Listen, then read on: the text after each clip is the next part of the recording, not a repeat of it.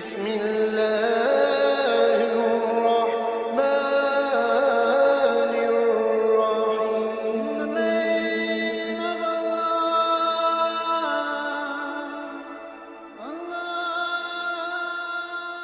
بسم اللہ الرحمن الرحیم. شروع اللہ کے نام سے جو بڑا مہربان اور نہایت رحم والا ہے. میں نے 80% یہودیوں کو اس دنیا سے ختم کر دیا اور 20% کو چھوڑ رہا ہوں. میرے مرنے کے بعد اس بات کا احساس ہوگا کہ کاش میں ان 20% کو بھی ختم کر جاتا اور دنیا سے یہودیوں کا نام و نشان مٹا جاتا. دوستو، یہ الفاظ تھے ایڈولف ہٹلر کے. ہٹلر کا نام سنتے ہی ذہن میں یہ خیال آتا ہے کہ اس نے بڑے پیمانے پر یہودیوں کا قتل عام کیا تھا. مگر آخر ہٹلر یہودیوں سے نفرت کیوں کرتا تھا اور اس نے یہودیوں کو جرمنی سے کیوں نکالا؟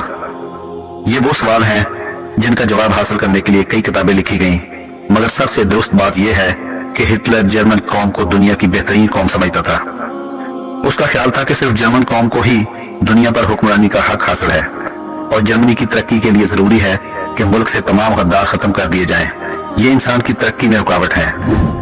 پہلی جنگ عظیم میں جرمنی میں رہنے والے یہودیوں نے در پردہ جرمن مفاد کے خلاف برطانیہ اور اس کے اتحادیوں کا ساتھ دیا تھا. جرمنی میں رہتے ہوئے جرمنی کے خلاف کام کرنا ہٹلر کے نزدیک ناقابل معافی جرم تھا. وہ ان کی پرانی تاریخ سے بھی واقف تھا کہ کیسے انہوں نے اللہ کے پیغمبروں سے بدعہدی کی، اور ایک عیسائی ہونے کے ناطے وہ اس سے بھی واقف تھا کہ یہ یہودی علماء ہی تھے جنہوں نے حضرت عیسیٰ علیہ السلام کو پھانسی دلوانے میں کلیدی کردار ادا کیا تھا. اس لیے وہ انہیں ایک لعنت زدہ نسل سمجھتا تھا اور دنیا کو یہودیوں سے پاک کر دینا چاہتا تھا.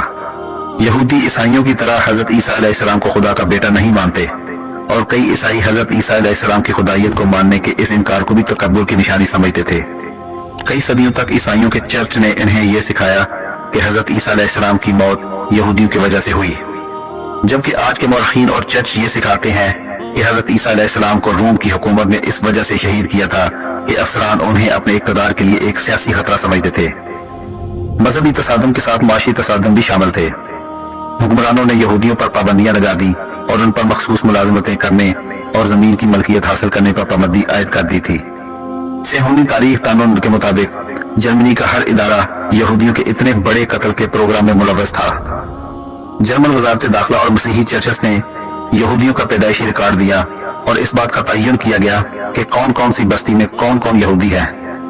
جرمن محکمہ ڈاک نے وہ خطوط متعلقہ حکام تک پہنچائے اور جرمنی وزارت خزانہ نے یہودیوں کی جائیدادوں کی تفصیلات مہیا کی. جرمن کاروباری اداروں نے یہودی تاجروں، یہودی ملازموں اور یہودی مزدوروں کے بارے میں جامع معلومات فراہم کی. 9 نومبر 1938 کی رات کو رائخ بھر میں یہودیوں کے خلاف تشدد شروع ہو گیا. بظاہر یہ کسی منصوبے کے تحت نہیں ہوا تھا. یہ ایک یہودی کے ہاتھوں پیرس میں ایک جرمن افسر کے قتل پر جرمنوں کے غصے کا نتیجہ تھا. 2 دنوں میں 250 سے زائد یہودی عبادت گاہیں جلائی گئی. 7000 سے زائد یہودی کاروباروں میں لوٹ مار کی گئی اور انہیں تباہ کر دیا گیا. درجنوں یہودیوں کو مار دیا گیا اور یہودی قبرستانوں، ہسپتالوں، اسکولوں اور گھروں کو لوٹا گیا، جبکہ پولیس اور فائر بریگیڈ کی گاڑیاں دیکھتی ہی رہیں. سڑکوں پر بکھرے ہوئے دکانوں کے کھڑکیوں کے شیشوں اور کرچیوں کی وجہ سے اس رات کو کرسٹل نائٹ یعنی ٹوٹے ہوئے شیشوں کی رات کہا جانے لگا.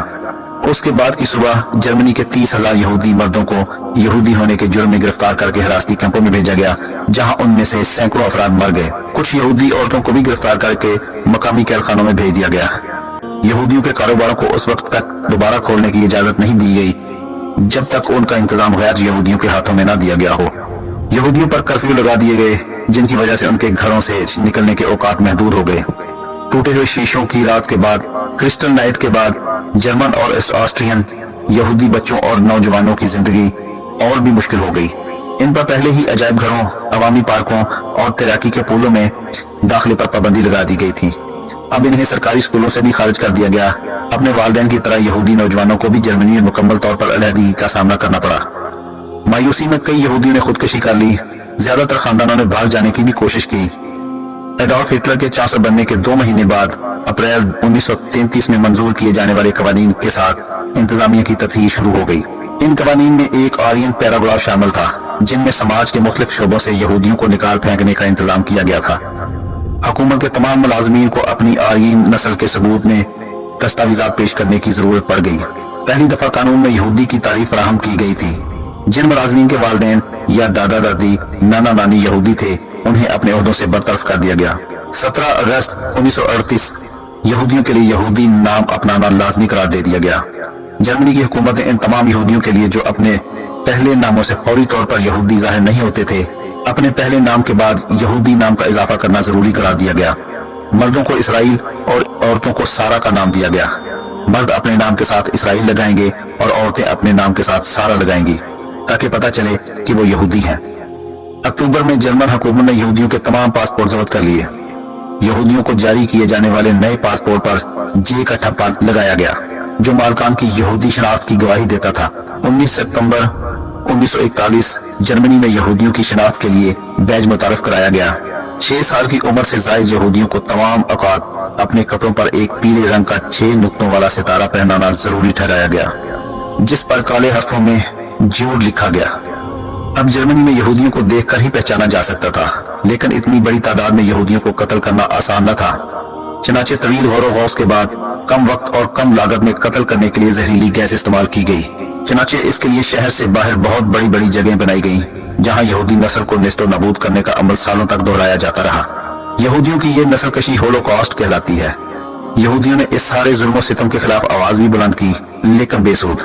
कुछ कैंपों में नौजवान यहूदियों ने हथियार तक भी उठाए, लेकिन जाहिर है नाजी जर्मन उस वक्त पूरी दुनिया से कंट्रोल ना होने वाला ताकत का तूफान था, तो यहूदी इससे कैसे जान छुड़ा सकते थे। करीब था कि यहूदियों की नस्ल ही इस दुनिया से खत्म कर दी जाए, लेकिन अल्लाह ताला ने कत्ल अंबिया अलैहिस्सलाम, नाशुक्री, जिल्लत व मस्कनत और इबरत के इस निशान को क़यामत तक बाकी रखना है। शायद इसी के तहत मुशीत एज़दी ने इन्हें फलस्तीन में आर्जी जगह दी, ताकि इनकी नस्ल क़यामत तक बाकी रहे। लेकिन हैरत है कि इन्होंने अपने ही मेजबानों पर आज अरसा हयात तंग कर रखा है।